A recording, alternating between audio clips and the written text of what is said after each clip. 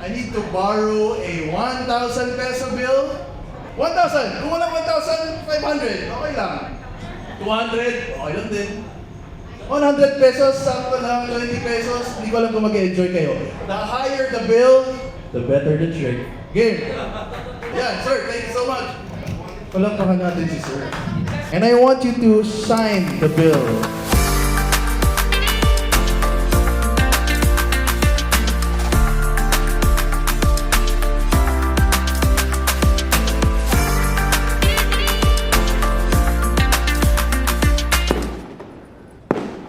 Sir, inside your hand is your 500 peso bill, and the crowd goes wild!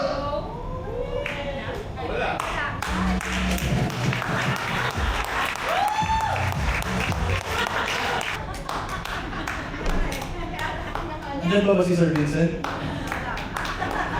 Antayin natin umalis siya. Sir, promise, ibabalik ko sa iyo yung 200 pesos bill mo.